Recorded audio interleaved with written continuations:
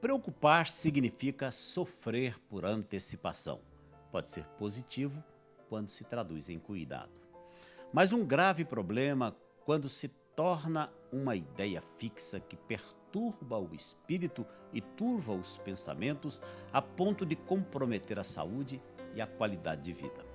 Para ilustrar, partilho a história da qual desconheço a autoria.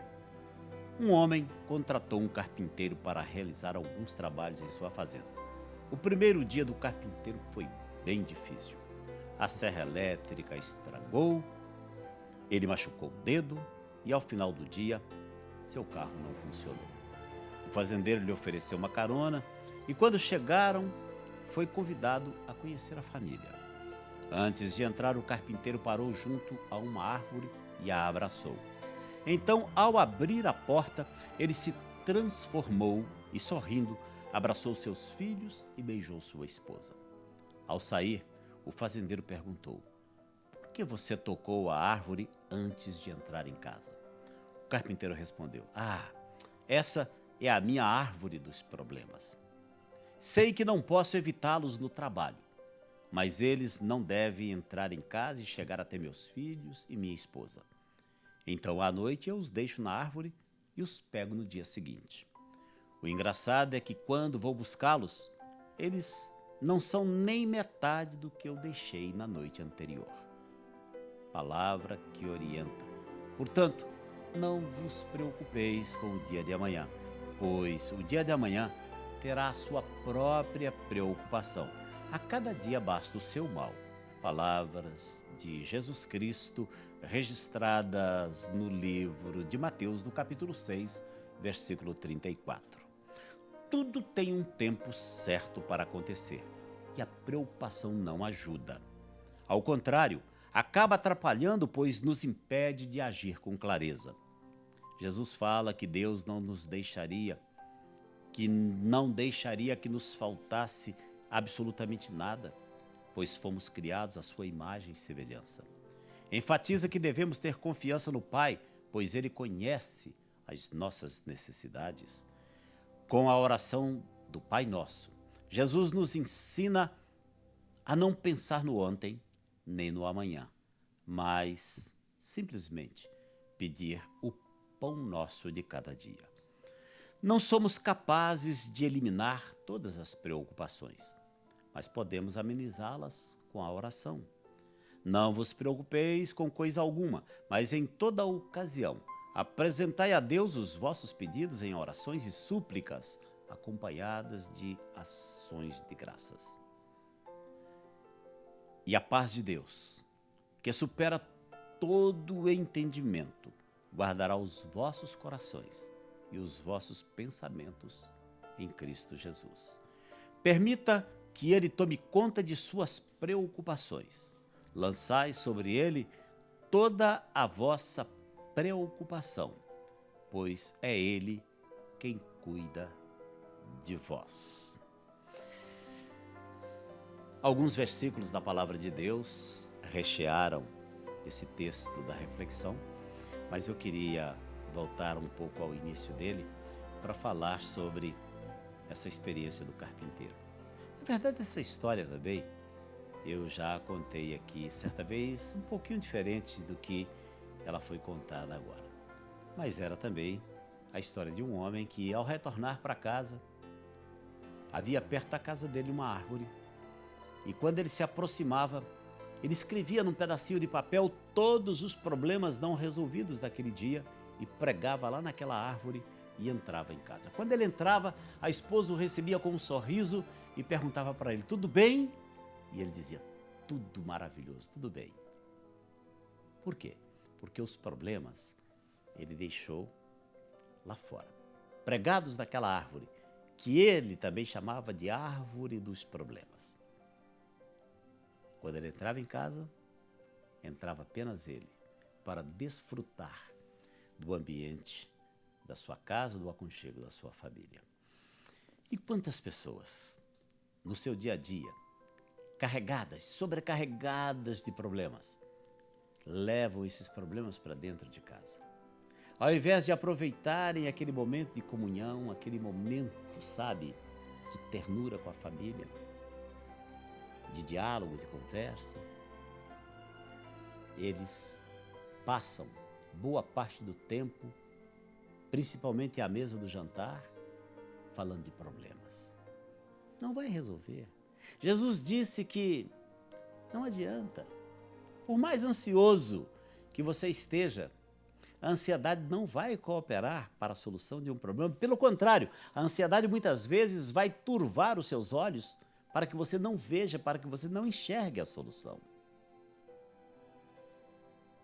E quanto mais perto você fica do problema, menos raio de visão você tem da solução do problema. Quanto mais você se distancia do problema, mais espectro de visão você tem da solução do problema. E é verdade. Experimente fazer isso. Distancie-se do problema. E você vai perceber que, de repente, a solução está exatamente na moldura do problema. Mas como você está tão de cara com ele, você não consegue ver que a solução está aqui. É só afastar um pouquinho. É só se recolher um pouquinho. E esse afastar aí tem também um sentido figurado. É um momento de reflexão. É um momento de afastamento para um tempo de intimidade com Deus na oração, para buscar de Deus uma direção, sabendo que Ele, Deus, tem cuidado de nós, Ele cuida de você, Ele cuida de mim. Eu tenho dito aqui incansavelmente que a nossa relação com Deus é uma relação familiar, de pai para filho, de filho para pai.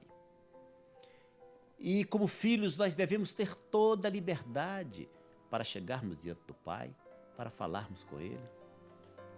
Nós precisamos ter a consciência, precisamos saber que Deus nos ama, que Ele cuida de nós, que Ele está preocupado com os mínimos detalhes da nossa vida. Aliás, alguém já disse também, de uma forma tão bonita, que se Deus tem uma geladeira, pode ter certeza, tem uma foto sua na porta da geladeira de Deus. São aquelas coisas assim, bem família, não é verdade? Em casa é que a gente faz essas coisas. Mas faz por quê? Porque ama. Lá em casa mesmo tem um quadro de recados. E quando alguém posta um recado lá, a gente dificilmente apaga aquele recado. É um quadro, sabe? Tipo uma lousazinha, onde a gente anota ali algumas coisas que precisam ser lembradas no dia a dia. Mas de repente alguém deixa lá uma mensagem carinhosa. A gente não tem coragem de apagar aquela mensagem. Eu quero crer que, guardadas as proporções, a nossa relação com Deus se dá também nesse nível. Ou seja, Deus escreve na lousa da nossa cozinha, lá naquele muralzinho de recado, as suas palavras de carinho. E onde elas estão? Estão na própria palavra, estão na Bíblia Sagrada. O Senhor nos ama. E nós precisamos entender que, independente de qualquer coisa, Deus nos ama. O amor de Deus é incondicional. Deus não condiciona o seu amor. Nós sim, nós seres humanos, somos muito condicionadores. Aliás, nós primeiro queremos ver resultados para amar. Deus, ao contrário, Ele ama para ver resultados. E eu e você estamos aqui, sabe por quê? Porque a Bíblia diz que Deus nos amou. Nos amou de tal maneira que Ele deu o seu único filho, Jesus. E por causa dessa doação, eu estou aqui, você está aí. Nós somos cristãos. Deus esperou ver resultados para nos amar? Não. Se Ele fosse esperar ver resultados, Ele não nos amaria. Ele nos amou para ver os resultados. Ele não buscou ver os resultados para nos amar.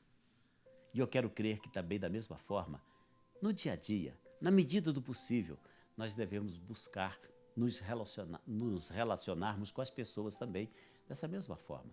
Não vamos buscar primeiro ver resultados para depois amar. Vamos amar e com certeza veremos os resultados. É assim que Deus faz. E saiba de uma coisa, Deus te ama.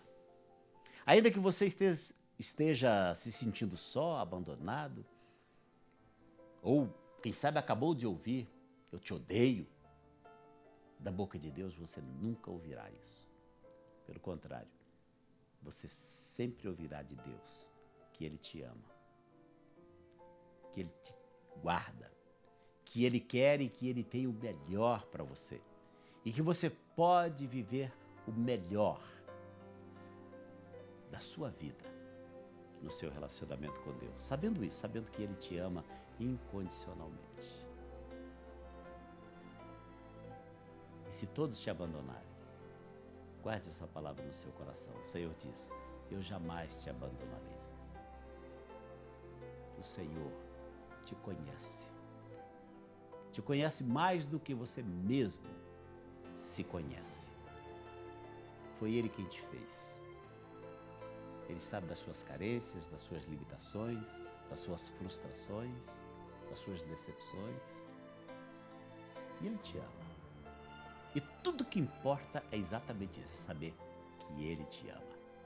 Ele diz para você: se o seu pai e a sua mãe te abandonarem, eu jamais te abandonarei. Você pode contar sempre com o cuidado de Deus e com a presença de Deus. Vamos falar com Ele agora, vamos orar? Pai, mais uma vez, obrigado. Obrigado por este tempo precioso, obrigado por esta reflexão, obrigado pela Tua palavra, obrigado pelo Teu carinho, obrigado pelo Teu amor. Obrigado por cada pessoa que ora comigo. Vá ao encontro delas agora, onde quer que elas se encontrem, em casa, no trabalho, no hospital, na prisão, não importa onde. Que o Senhor possa alcançá-las, que o Senhor possa tocá-las e abençoá-las agora, meu Pai, e que elas possam experimentar deste amor incondicional que o Senhor nos oferece na pessoa de Cristo Jesus. E no nome de Cristo Jesus nós oramos, te agradecendo por tudo. Amém, amém e amém.